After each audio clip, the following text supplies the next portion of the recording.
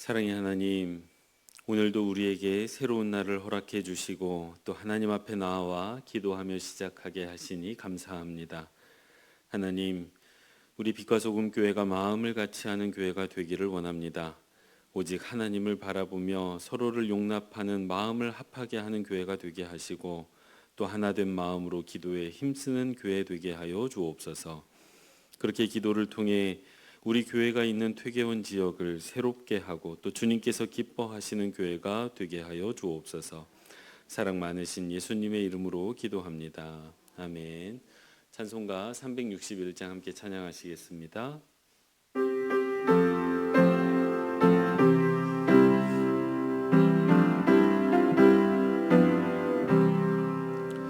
기도하는 이 시간 주께 무릎 꿇고 우리 그새 주 앞에 다 나가네. 믿음으로 나가면 주가 보살피사 크신 은혜를 주네. 거기 기쁨 있네. 기도 시간에 복을 주시네. 고난 내 마음 속에 기쁨 충만하네. 기도하는 이 시간 주를 의지하고 크신 은혜 구하면 복 받으리라. 의지하는 마음에 근심 사라지고 크신 은혜를 주네. 거기 기쁨 있네. 기도 시간에 복을 주시네. 고난 내 마음 속에 기쁨 충만하네. 아멘. 김정순 권사님 기도 인도해 주시겠습니다. 환난 날의 구원이시고 마음속 생각, 겉으로 드러나는 행동까지 우리의 모든 것을 알고 계시는 하나님 아버지, 오늘도 하나님 아버지의 그늘 아래 보살핌 받고자 이 아침에 기도의 자리로 나온 저희들을 받아주시옵소서. 죄를 짓고도 회개하지 않으며 죄 지은 것을 알면서도 하나님을 피하려는 저희들입니다. 하나님을 피해서 숨을 곳은 그 어디에도 없는데 미련한 저희들은 두 손으로 얼굴을 가리고 하나님을 피하기에 급급합니다. 우리가 하나님을 알지 못하지만 파악하지 못하지만 하나님께서는 우리를 머리에서 발끝까지 머리털 하나까지도 온전히 아신다는 사실을 기억하게 하옵소서. 하나님은 명판사시며 억울한 일을 바르게 판단해주는 재판장입니다. 우리는 빛의 자녀로 그 역할을 잘하며 빛으로 살다가 손해가 되어도 빛을 향해 나아가고 어둠의 권세에 잡히지 말게 하옵소서. 빛의 자녀로 더 밝게 비뚤어진 것을 곱게 하고 배고픈 사람 하나라도 더 구하는 성도 되게 하옵소서. 하나님께 기름 부은 자로서 하나님을 모욕하는 말을 내뱉으며 성직자로서 하나님 앞에 차마 얼굴을 들지 못할 행동을 하면서도 본인이 무엇을 위해 무슨 행동을 하는지 모르는 사악한 목자들을 심판하시어 썩어져가는 종교계가 바르게 세워질 수 있도록 인도하여 주시옵소서. 미련하지만 하늘 지혜로 바르게 살아가게 하옵소서.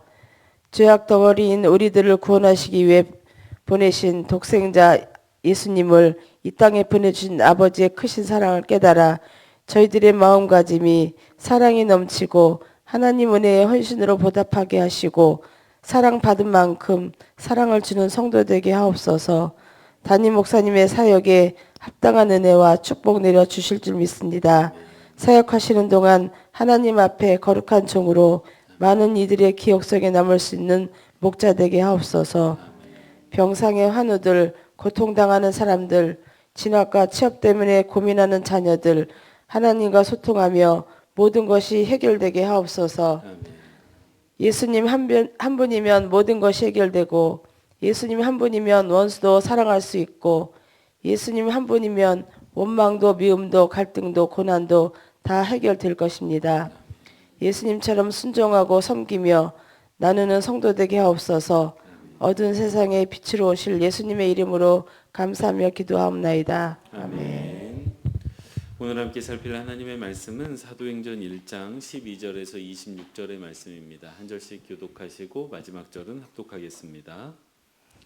제자들이 감람원이라 하는 산으로부터 예루살렘에 돌아오니 이 산은 예루살렘에서 가까워 안식일에 가기 알맞은 길이라. 들어가 그들이 유하는 다락방으로 올라가니 베드로, 요한, 야고보, 안드레와 빌립, 도마와 바돌로메, 마테와 및 알페오의 아들 야고보, 셀로딘 시몬, 야고보의 아들 유다가 다 거기 있어. 여자들과 예수의 어머니 마리아와 예수의 아우들과 더불어 마음을 같이하여 오로지 기도에 힘쓰더라. 모인 무리의 수가 약 120명이나 되더라. 그때에 베드로가 그 형제들 가운데 일어서서 이르되 형제들아, 성령이 다윗의 입으로 통하여 예수 잡는 자들의 길잡이가 된 유다를 가리켜 미리 말씀하신 성경이 응하였으니 마땅하도다. 이 사람은 본래 우리 수 가운데 참여하여 이 직무의 한 부분을 맡았던 자라. 이 사람이 불의의 석으로 밭을 타고 후에 몸이 곤두박질하여 배가 터져 창자가 다 흘러 나온지라. 이 일이 예루살렘에 사는 모든 사람에게 알리어져 그들의 말로는 그 밭을 아겔다마라 하니 이는 피밭이라는 뜻이니라. 시편을 기록하였을 때 그의 거처를 황폐하게 하시며 거기 거하는 자가 없게 하소서 하였고 또 일렀을 때 그의 직분을 타인이 취하게 하소서 하였도다. 이러함으로 요한의 세례로부터 우리 가운데서 올려져 가신 날까지 주 예수께서 우리 가운데 출입하실 때에 항상 우리와 함께 다니던 사람 중에 하나를 세워 우리와 더불어 예수께서 부활하심을 증언할 사람이 되게 하여야 하리라 하거늘. 그들이 두 사람을 내세우니 하나는 바사바라고도 하고 별명은 유수도라고 하는 요셉이요 하나는 matti아라. 그들이 기도하여 이르되 무사람의 마음을 아시는 주여 이 두 사람 중에 누가 주님께 택하신 바 되어 봉사와 및 사도의 직무를 대신할 자인지를 보이시옵소서. 유다는 이 직무를 버리고 제 곳으로 갔나이다 하고 제비 뽑아 마띠아를 얻으니 그가 11사도의 수에 들어가니라. 아멘. 매일 기도에 오신 여러분 환영합니다. 오늘 우리가 함께 예배할 때 하나님께서 저와 여러분에게 예비하신 은혜 베풀어 주시기를 소원합니다. 먼저 살필 하나님의 말씀은 13절 말씀입니다. 함께 합독하도록 하겠습니다. 들어가 그들이 유하는 다락방으로 올라가니 베드로, 요한, 야고보, 안드레와 빌립, 도마, 바돌로메, 마타 및 알페오 아들 야고보, 세로인 시몬, 야고보의 아들 유다가 다 거기 있어. 아멘. 첫 번째 기도 제목입니다. 예루살렘 교회가 예루살렘을 새롭게 한 것처럼 빛과 소금 교회가 퇴계원을 새롭게 하는 교회가 되게 하옵소서. 다시요. 같이 한번 읽겠습니다. 예루살렘 교회가 예루살렘을 새롭게 한 것처럼 빛과 소금 교회가 퇴계원을 새롭게 하는 교회가 되게 하옵소서. 아멘. 예, 어제부터 저희는 사도행전 말씀을 살피고 있습니다. 이 사도행전 말씀을 저도 이제 다시 새롭게 묵상을 시작하면서 어제 말씀 묵상을 시작하면서 제 마음에 들었던 첫 번째 질문은 이거였습니다. 왜 예수님께서 예루살렘에서 승천하셨지? 라는 질문이었습니다. 왜냐하면요. 왜 이 질문이 생겼냐면 예수님께서 주로 활동하셨던 지역은 예루살렘이 아닙니다. 어디이지요? 갈릴리 지역입니다. 더욱이 예수님께서는 예루살렘에 가시더라도 그 예루살렘에 가셨음에도 불구하고 예루살렘에 머물지를 않으셨어요. 저희가 지난달에 살펴봤던 마가복음을 보면 예수님께서 예루살렘을 방문은 하시지 예루살렘에 머물지를 않으십니다. 주로 그 예루살렘 건너편에 있던 베단이라는 마을에 머무르셨어요. 이걸 보면 예수님께서 별로 예루살렘을 안 좋아하셨구나라는 생각이 듭니다. 그리고 실제로 예수님께서 이 예루살렘에 가실 때마다 무슨 일이 생깁니까? 예루살렘에 머물고 있던 그 종교 지도자들과 여러 갈등들을 계속해서 겪어내시다가 종국에는 무슨 일까지 당하십니까? 예루살렘에서 십자가에 못 박혀 죽기까지 하십니다. 그러니 이 예루살렘이 예수님에게 좋은 공간일 리가 없습니다. 좋은 기억일 리가 없어요. 그렇다면 부활하신 예수님께서 예루살렘을 버리는 게 맞지 않겠습니까? 사실 예수님께서 공생의 기간에 그 마지막 기간에 특히 예루살렘에 대해서 뭐라고 말씀하셨습니까? 예루살렘에 있던 성전을 가리켜서 돌 위에 돌 하나도 남기지 않고 다 무너질 것이다. 이런 얘기를 하셨어요. 그러니까 이제 그렇게 예루살렘은 희망이 별로 없는 도시가 되었으니까 이제 예수님께서 부활하신 이후에 그 믿음의 중심지를 세워야 되는데 예루살렘보다는 그 희망과 소망이 사라진 예루살렘보다는 예수님께서 주로 활동하셨던 그 갈릴리, 그 가버나움이라는 도시를 새로운 믿음의 중심지로 세우는 게 맞지 않겠습니까? 더욱이 생각을 해보면요. 예루살렘에는 예수님을 이렇게 적대하는 사람들이 더 많았습니다. 반면에 갈릴리는 예수님께 도움받은 사람도 많고 예수님을 직접적으로 경험하고 말씀을 들었던 사람도 엄청나게 많습니다. 그러니까 그 갈릴리 호수에서 예수님이 승천하셨다라고 생각을 해보세요. 그러면 얼마나 많은 사람이 그 광경을 보면서 예수님을 믿음으로 고백하면서 그 강력한 믿음의 공동체가 생겨나겠습니까? 그러하면 예루살렘을 대처할 수도 있지요. 지금까지 예루살렘이 수백 년, 수천 년의 역사를 가지고 흘러왔지만 이 예수님의 부활 승천의 모습을 통해 단 한 번으로 역전시킬 수도 있지 않겠습니까? 더군다나 예루살렘에 있던 제자들이 어디로 갔습니까? 예수님이 돌아가신 이후에 갈릴리로 가 있지 않습니까? 그러니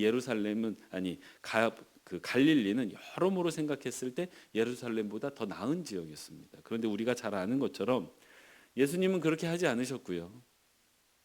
갈릴리에서 승천하지 않으셨고 굳이 갈릴리에 이미 가 있던 제자들을 다 데리고 예루살렘으로 다시 오셨습니다.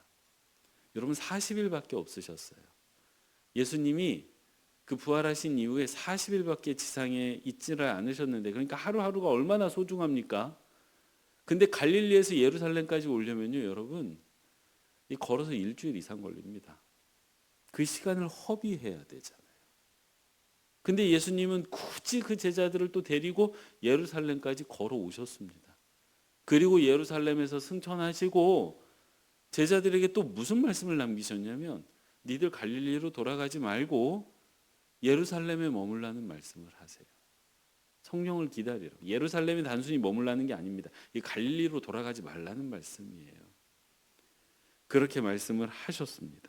왜 그러셨을까요? 이게 궁금했습니다.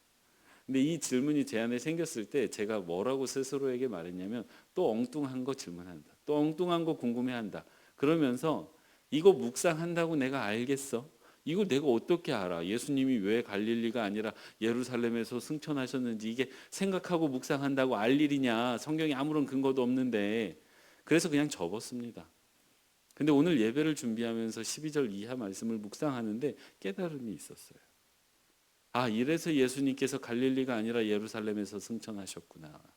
그게 뭐냐 하면 예수님께서는 예루살렘을 새롭게 하시려는 목적을 가지고 계셨습니다. 여러분 예루살렘이라는 도시는 어떤 도시냐면 성전이 있는 도시였습니다. 그리고 이 성전은 어떤 기능을 가지고 있었냐면 만민이 그러니까 어떤 사람이든지 와서 하나님께 제사하고 하나님께 예배하고 하나님께 기도하면서 하나님과 관계를 맺을 수 있는 곳 그리고 그렇게 관계를 맺으면서 하나님께서 베푸시는 사죄의 은총을 누리는 곳이 바로 성전이고 예루살렘이라는 도시는 그런 것들이 가능했던 도시입니다. 그래서 의미가 있었던 도시예요. 근데 이 성전의 기능이 어떻게 됐습니까? 성전은 타락했고요. 결국 성전은 이 역할을 수행하지 못하게 됐습니다. 그래서 어떤 상황이 되었냐면 새로운 성전이 필요한 상황이 되었습니다.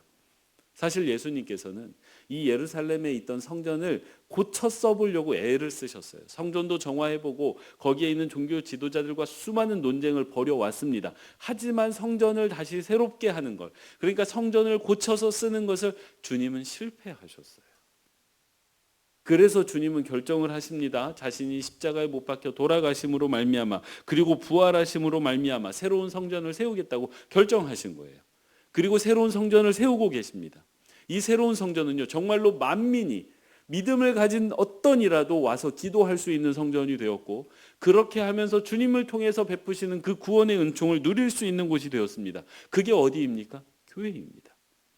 그래서 교회를 가리켜서 새로운 성전이라고 이야기를 하지요. 그리고 오늘 우리가 조금 전에 읽었던 13절 말씀은요, 바로 이 교회가 시작되고 있는 장면입니다. 예수님께서 승천하시면서 그 제자들에게, 그 모여있던 제자들 한 120명 정도 되었다라고 말씀이 나오고 있습니다. 그 120명의 제자들에게 뭐라고 말씀하셨습니까? 갈릴리로 돌아가지 말고 예루살렘으로 가서 기다리라고 말씀을 하셨어요. 그래서 이 제자들이 감람산을 쭉 내려와서 예루살렘까지, 지난번에도 한번 말씀드렸지만 빠른 걸음으로 걸으면 한 1시간 정도면 도달할 수 있습니다. 그렇게 돌아와가지고 예루살렘으로 갔어요. 승천하신 직후에 이들이 예루살렘으로 가서 어디로 갔느냐? 다락방으로 갔다라고 되어져 있습니다. 정확하게 이 다락방이 어디인지는 알 수 없으나 어느 큰 공간에 모여 있었어요. 이들이 모여가지고 한 게 무엇입니까? 기도예요. 그리고 기도한 직후에 베드로가 무엇을 하고 있습니까? 말씀을 풀이하고 있어요. 여러분, 뭔가 비슷하지 않습니까? 우리가 지금 드리고 있는 예배하고 비슷하지 않습니까? 예배가 시작되는 장면입니다. 그리고 그 다락방이 어디입니까? 교회가 시작되고 있는 공간입니다. 교회가 언제 시작됐냐고요? 예수님께서 승천하신 그날, 제자들이 예수님의 말씀을 따라 예루살렘으로 가서 한 공간에 모여 예배하고 있는 그때 시작된 것입니다. 교회는요, 예수님이 승천하신 그날 바로 시작됐습니다. 이게 참 감동적인 장면입니다. 그리고 이 교회를 통해서요, 기존의 성전이 해왔던 그 역할, 하나님과 교제하고 구원의 은총을 누리던 그 역할이 이제는 성전이 할 수 없었지만, 이 새롭게 시작되는 교회를 통해서 하나님과의 새로운 교제, 그 2000년, 지금까지 2000년의 그 교제가 시작이 되었고, 하나님의 구원의 역사가 이 교회를 통해서 시작되고 있는 장면입니다. 그래서 이전까지는 예루살렘이라는 도시가 어떤 도시였다고요? 성전이 있는 도시였다면, 이제부터는 지금 이 예배를 기점으로, 이 교회를 기점으로 이 예루살렘은 어떤 도시로 바뀌게 됩니까? 교회가 있는 도시로 바뀌게 된 것입니다. 그리고 교회가 시작된 도시로 바뀌게 된 거예요. 예루살렘이라는 도시의 정체성이 완전히 바뀌게 되었습니다. 완전히 새롭게 되었어요. 그래서 이 교회가 없었다면 예루살렘이라는 도시는 죽은 도시로 전락할 수밖에 없었습니다. 왜냐하면 성전이 그 기능을 다 했기 때문이에요. 하지만 교회가 새롭게 시작됨으로 말미암아 이 예루살렘이라는 도시는 살았고 그리고 새롭게 되었습니다. 이것 때문에 예수님께서 예루살렘에서 승천하신 것입니다. 이 교회를 세우시기 위해서요. 예루살렘이라는 도시를 새롭게 하고 사람을 살리기 위해 예루살렘에서 승천하셨던 것임을 믿으시기 바랍니다. 사랑하는 성도 여러분, 이게 교회가 가진 힘이고 이게 교회가 가진 기능입니다. 한 도시를 살리고 그 지역을 살리고 그 지역을 새롭게 하는 힘이 교회에게 있음을 믿으시기 바랍니다. 이거를 어떻게 증명할 수 있을까? 교회가 들어간다고 해서 그 지역이 살아나고 지역이 새롭게 된다는 걸 어떻게 말씀드릴 수 있을까 고민을 하는데 바로 너무나도 좋은 예가 생각이 났어요. 지난 3월 고난주간 기간 동안에 우리 교회는 한 끼 금식 운동을 시행했습니다. 목적이 분명했어요. 캄보디아에 있는 옷드리의 마을에 가로등을 설치하기 위해서 우리는 금식 헌금을 했습니다. 근데 이 사업을 주관했던 교회는요, 우리 교회가 아닙니다. 우리 교회는 그냥 금식하고 헌금했을 뿐이고요. 이 사업을 기획하고 진행하고 주관했던 교회는 이 옷드리의 마을에 있는 옷드리의 교회였고, 이 교회를 담당하고 있는 르시아 전도사님이 이 사역을 감당하셨습니다. 근데 이 르시아 전도사님이 참 일을 잘하시는 분이에요.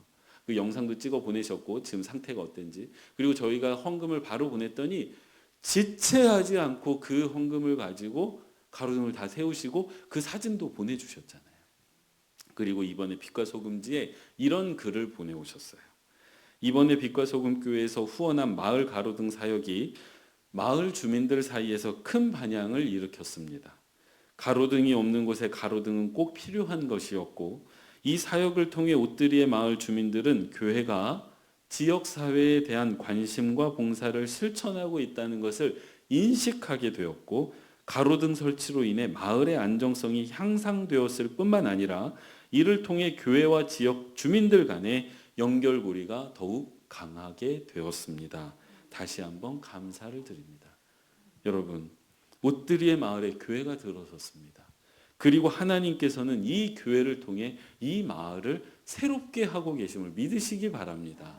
지금은 그냥 어두운 그 길에 가로등이 켜진 것에 불과하지만 하나님께서 하실 일을 기대하면 이 마을이 수십 년이 지난 후에 보면 그 마을에 영혼의 불이 켜졌고 그 사람들의 삶에 불이 켜지는 일을 지금 하나님께서 하고 계시는 것 아니겠습니까?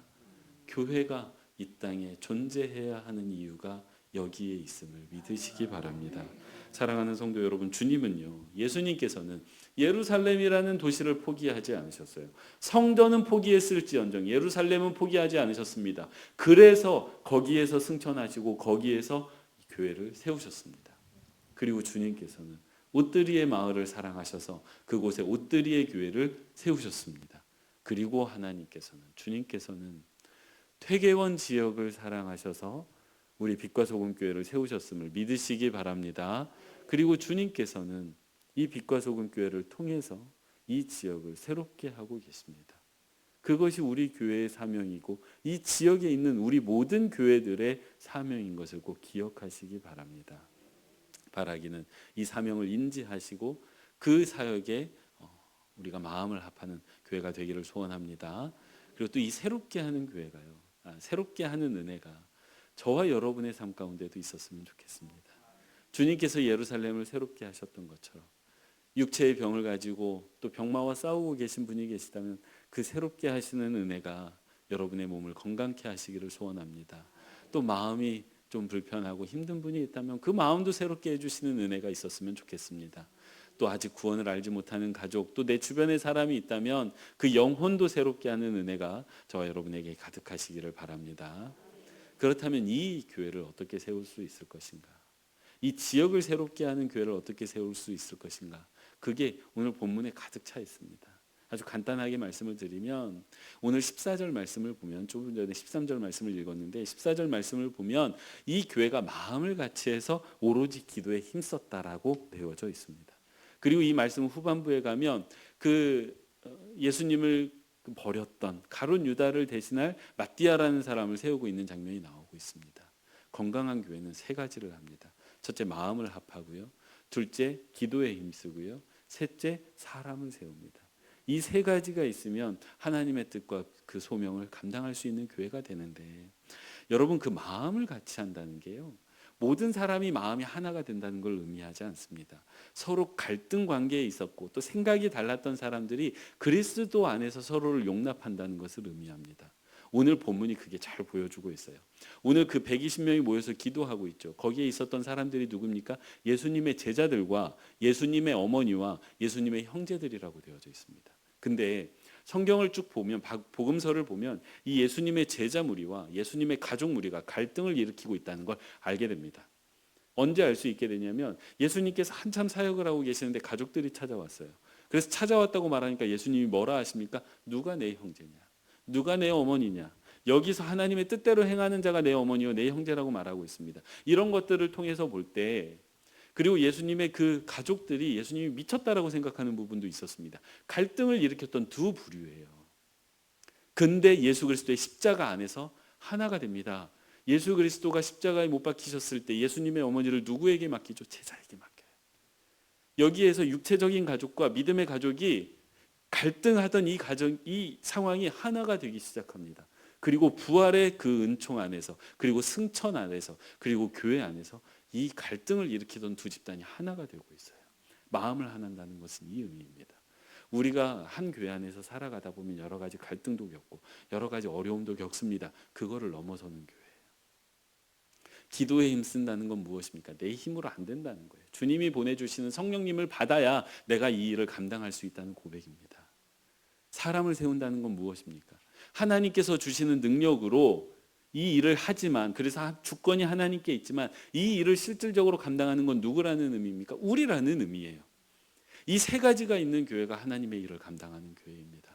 갈등을 넘어서서 서로가 서로를 용납하는 교회, 그리고 우리의 힘으로 할 수 없고 하나님의 주권과 하나님의 능력 아래 하지만 그 일을 우리가 감당하겠습니다라고 일어나는 교회, 그 교회가 지역을 새롭게 하고 우리 인생을 새롭게 하고 이 나라를 새롭게 하는 줄 믿으시기 바랍니다. 그런 빛과 소금 교회, 이 세 가지가 있는 빛과 소금 교회 되기를 소원합니다. 기도하겠습니다. 사랑의 하나님, 오늘 우리에게 교회의 시작을 보게 하시니 하나님 참으로 감사합니다. 하나님, 그 새롭게 시작하는 예루살렘 교회가 그 예루살렘을 새롭게 하는 교회였음을 하나님 깨닫게 하셨으니 그 새롭게 하는 은혜가 우리 개인의 삶과 우리 교회에 가득하기를 소원합니다. 그래서 새롭게 하는 은혜가 필요한 이에게 건강, 마음, 영혼이 새롭게 되는 은총을 허락해 주시고 또 빛과 소금 교회를 통해 퇴계원이 새롭게 되는 은혜가 가득하게 하여 주옵소서. 이를 위해서 우리가 마음을 합하는 교회가 되게 하시고 오직 주님의 능력을 의지하는 기도에 힘쓰는 교회가 되게 하시고 또 그 일을 감당할 사람을 세우는 교회가 되게 하여 주옵소서.